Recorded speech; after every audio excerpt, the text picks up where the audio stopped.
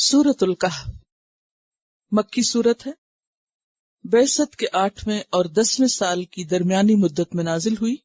سورۃ الغاشیہ کے بعد 110 آیات ہیں، 1577 یعنی 1577 کلمات اور حروف کی تعداد 6360 6360۔ کہف کا معنی غار کا ہوتا ہے، وہ غار جو پہاڑ میں ہوتا ہے۔ اگر یہ کھلا ہو تو اسے کہف کہتے ہیں، اور اگر تنگ ہو تو غار کہتے ہیں۔ تو غار کا لفظ بھی دراصل عربی میں استعمال ہوتا ہے، لیکن غار اور کہف میں تھوڑا سا فرق ہوتا ہے۔ ہم نے دیکھا کہ سورۃ الاسراء کا آغاز سبحانہ سے ہوا، سبحان الذی اسریٰ بعبدہ، اختتام الحمدللہ پر ہوا۔ اس سورت کا آغاز الحمدللہ سے ہو رہا ہے، اور اس کے علاوہ سورۃ الفاتحہ، الانعام، سبا اور فاطر کے شروع میں بھی الحمدللہ کا لفظ آتا ہے، یعنی اللہ کی تعریف۔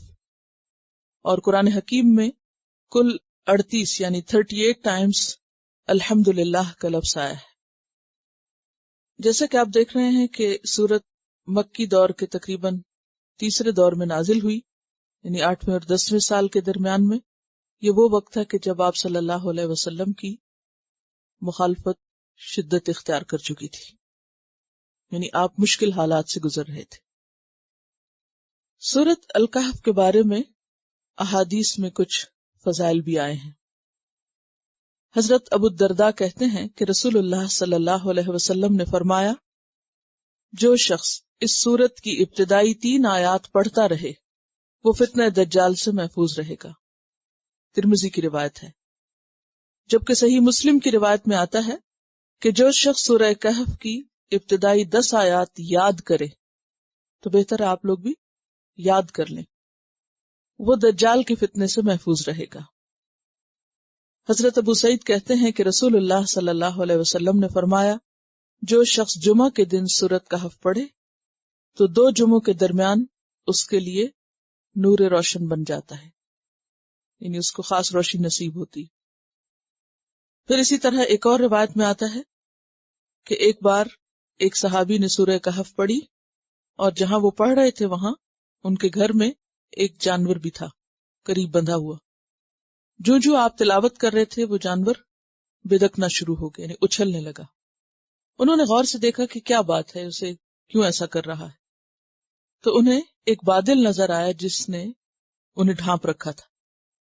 آپ صلی اللہ علیہ وسلم کے پاس اس بات کا ذکر کیا گیا تو آپ نے فرمایا، اسے پڑھا کرو، یعنی سورۃ کہف کو پڑھا کرو۔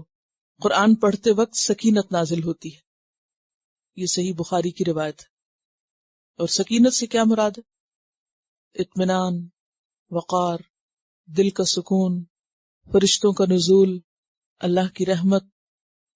تو یہ سورت پوری پڑھنا بھی باعث فضیلت ہے، اور خصوصاً جمعے کے دن، اور اس کی کچھ آیات بھی پڑھتے رہنا، یعنی کم از کم 10۔